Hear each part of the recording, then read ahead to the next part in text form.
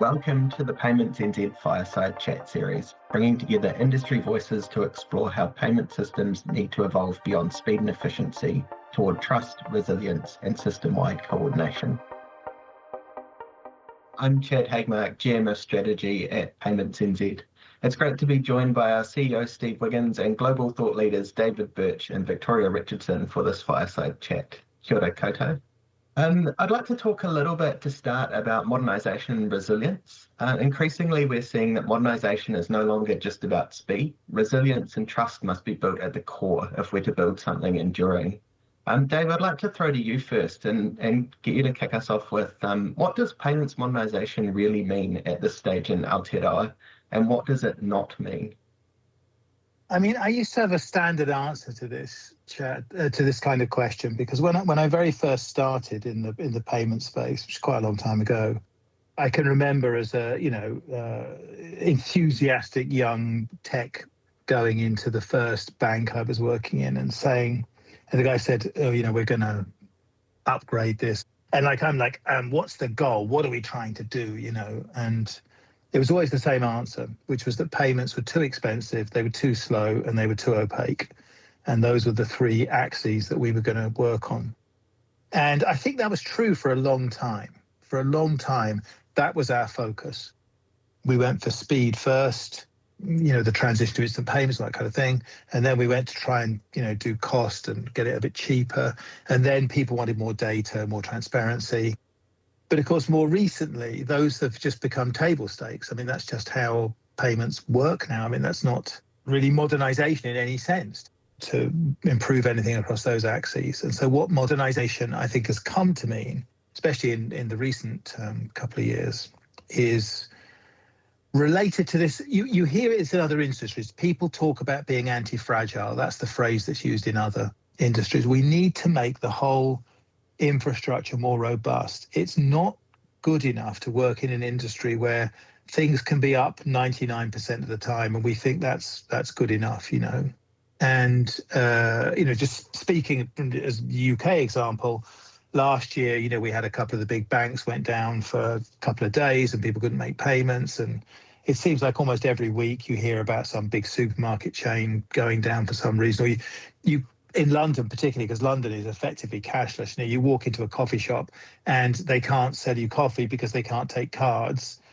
And of course, nobody in the shop knows why they can't take cards. It's not their business. They don't know what's gone down. Is it the concentrator? Is it the acquirer? I mean, it's not their, they just know they can't take cards, so they can't do business. The most systemically important payment systems there are, for us, are TGS in Europe, Target 2.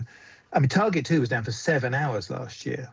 And, there's a limit to how much money you can spend on those systems. And Steve and Vic, the dynamics of this perfectly well. If you said to me as a tech, I want 99% availability, that's $10. And I want 99.9, that's $100. And I want 99.99, that's $1,000.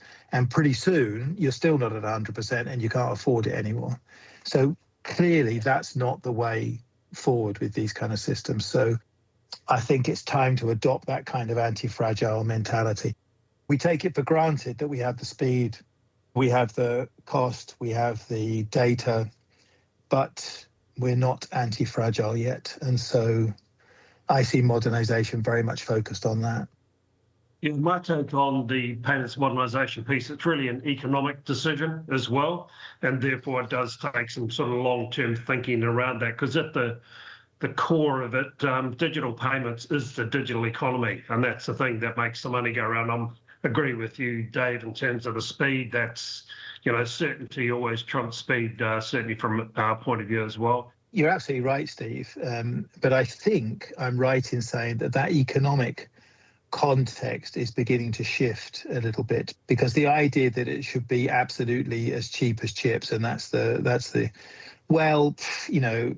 was before we had enemy submarines sniffing around our underwater cables, before we were under absolutely relentless cyber attack by agents of foreign powers.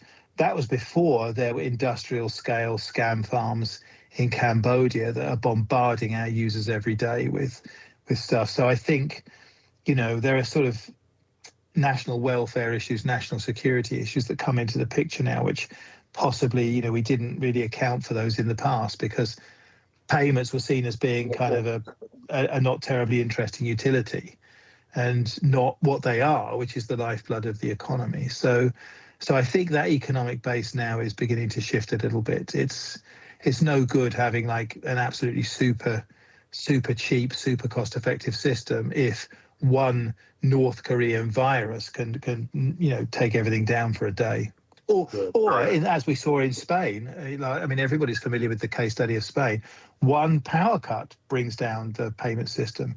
Or in Ukraine, where, their payment system has stayed up despite people dropping bombs on it. So clearly some people do know how to make things that are anti-fragile, to me, I tend to come of it from the more sort of technical perspective. So to me, it's about the security of the system, the integrity, the confidentiality, the availability of the system, but also about privacy. I think this is going to be part of the next generation as well. So yes, safety and security, but also I think privacy is going to come into play at some point in that we do need to help people to defend themselves against these relentless attacks. I think sort of building on the privacy, perhaps they're connected, but my lens is slightly different. I'd say safe. It links back to that point that I was making about intelligent friction. When everyone is using digital payment systems, it needs to be safe. And I think we're not quite there yet because, as we know, this sort of digital trust isn't built into the internet, and we do have it for some parts of payments, but we don't have it across the whole of the digital economy. So I'd say safety, and also the economics point. There are so many participants involved in a payment system, and we know that organizations and institutions invest in capabilities where they can make a return. And I think the economics of the payment system is changing. And we were looking at this from a digital identity lens just earlier in the year in Australia. And there's some really interesting things about the importance of collaboration between, government and private sector. How do you make sure that there's enough incentives for big systems to work and for, for everyone to get out sufficiently from what they put in? And I think payments needs some rethinking about that. And my illustration of that is you look across the world and there are consultations around interchange. Who's making too much money? How much money should they make? How much should consumers be charged? So I think those questions need to be considered. So it needs to be safe and fair, like economically fair for the participants to invest. Thank you for listening to the Payments NZ Fireside Chat series. More conversations to come as we continue shaping the future of payments. If you want to hear more from us and global thought leaders in payments, check out our upcoming conference, The Point, 25th and 26th November in Auckland, Aotearoa, New Zealand.